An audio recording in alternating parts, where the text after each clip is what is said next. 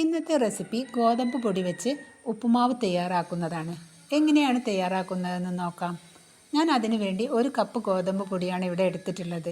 അതൊരു ബൗളിലേക്ക് ഒഴിച്ചു കൊടുക്കുന്നുണ്ട്. പിന്നീട് ആവശ്യത്തിന് ഉപ്പുമിട്ട് കൈകൊണ്ട് ഒന്ന് യോജിപ്പിച്ചെടുക്കുന്നുണ്ട്. ഇനി നമുക്കതൊന്ന് ഗോതമ്പ് പുട്ടിൻ്റെ പരുവത്തിൽ കുഴച്ചെടുക്കാം. അല്പാൽപമായി വെള്ളം അങ്ങനെ ഒഴിച്ചു കൊടുത്തിട്ട് കുടഞ്ഞു കൊടുത്താൽ മതി. നമുക്ക് ആ പൊടിയൊന്ന് നനച്ചെടുക്കാം. പുട്ടിനൊക്കെ കുഴയ്ക്കുന്നത് പോലെ. ഇപ്പം പുട്ടിൻ്റെ പരുവമായിട്ടുണ്ട്. ഇനി നമുക്കിതൊന്ന് ആവിയിൽ വേവിച്ചെടുക്കണം. വേണമെങ്കിൽ പുട്ടും കുറ്റിയിലിട്ടിട്ട് ആവിയിൽ വേവിച്ചെടുക്കുക. ഞാനിവിടെ ഇഡ്ഡലിത്തട്ടിൽ ഒരു പ്ലേറ്റ് വെച്ചിട്ട് ആവിയിൽ വേവിച്ചെടുക്കുന്നത്. ഒരു ഇല അതിൻ്റെ മേത വെച്ച് കൊടുക്കുന്നുണ്ട്. അത് നിർബന്ധമൊന്നുമില്ല, ഞാൻ വെറുതെ വെച്ചാണ്. അതിൻ്റെ മേതയ്ക്ക് നമ്മൾ നനച്ചെടുത്ത ആ പൊടി ഇട്ട് കൊടുക്കുന്നുണ്ട്. ഒരു 10 മിനിറ്റ് നേരം നമുക്കിത് മീഡിയം ഫ്ലെയിമിൽ വെച്ചിട്ട് ആവി കയറ്റിയെടുക്കാം. ഇനി നമുക്കതിന് വേണ്ട പച്ചക്കറികൾ മുറിച്ചെടുക്കാം. ഞാനിവിടെ 1 ക്യാരറ്റും കുറച്ച് ബീൻസും ഒരു സവാളേൻ്റെ പകുതിയും ചെറുതായി അരിഞ്ഞെടുത്തിട്ടുണ്ട്. പിന്നീട് ഒരു പുളിരസത്തിന് വേണ്ടി 1/2 കഷ്ണം തക്കാളിയും 2 പച്ചമുളകും കുറച്ച് ഇഞ്ചിയും കരിവേപ്പിലയും എടുത്തിട്ടുണ്ട്. 10 മിനിറ്റ് കഴിഞ്ഞപ്പോൾ നമ്മുടെ ആവിയിൽ വെന്തിട്ടുണ്ട്. ഇനി നമുക്കതൊരു തണയുന്നതിന് വേണ്ടി ഒരു പ്ലേറ്റിലോട്ട് മാറ്റാം.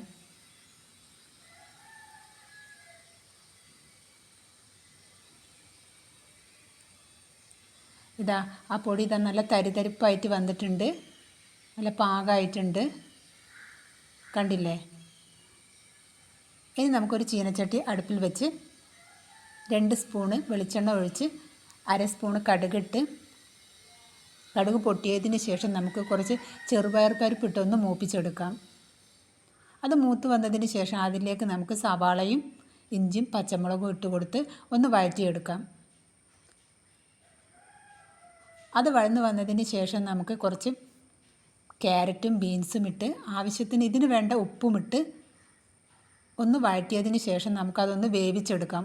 ഒരു 3 മിനിറ്റ് മൂടി വെച്ചിട്ട് വേവിച്ചെടുക്കാം. ഇപ്പോൾ ഒന്ന് വെന്ത് വന്നിട്ടുണ്ട്.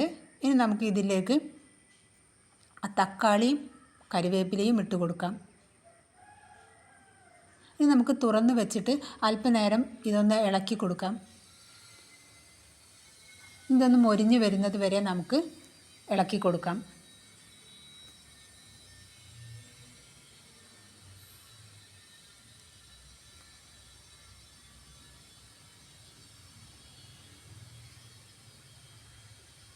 ഇതിപ്പം മൊരിഞ്ഞ് വന്നിട്ടുണ്ട്. ഇനി നമുക്ക് ഇതിലേക്ക് അല്പം തേങ്ങ ഇട്ട് കൊടുക്കാം. നമ്മുടെ ഇഷ്ടത്തിനനുസരിച്ച് ഇട്ട് കൊടുക്കാം. ഞാനൊരു 1/2 കപ്പ് തേങ്ങ എടുത്തിട്ട് ഇട്ട് കൊടുക്കുന്നുണ്ട്. ഒന്ന് ഇളക്കിയതിന് ശേഷം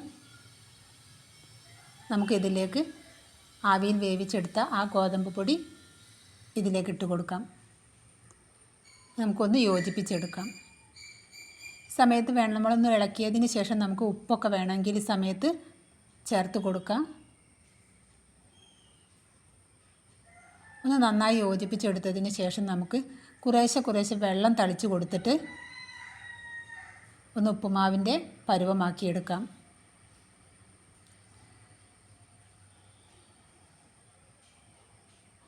തളിച്ച് കൊടുത്താൽ മതി കൈകൊണ്ട് കുറേശ്ശെ.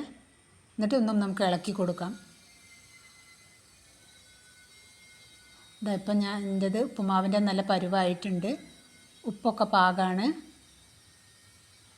ഇനി നമുക്കെല്ലാം ഒന്ന് ഒതുക്കി വെച്ചിട്ട് അല്പനേരം മൂടി വെച്ചിട്ടൊന്ന് വേവിച്ചെടുക്കാം. ലോ ഫ്ലെയിമിലേക്കാക്കി വെച്ചിട്ട് വെള്ളമൊക്കെ പാകമായിട്ടുണ്ട്. നമുക്ക് മൂടി തുറന്നിട്ട് ഒന്ന് ഇളക്കി കൊടുക്കാം. കണ്ടില്ലേ, നല്ല ഉപ്പുമാവാണ്. നല്ല സോഫ്റ്റ് ഉണ്ട്, കഴിക്കാൻ നല്ല രുചിയുണ്ട്.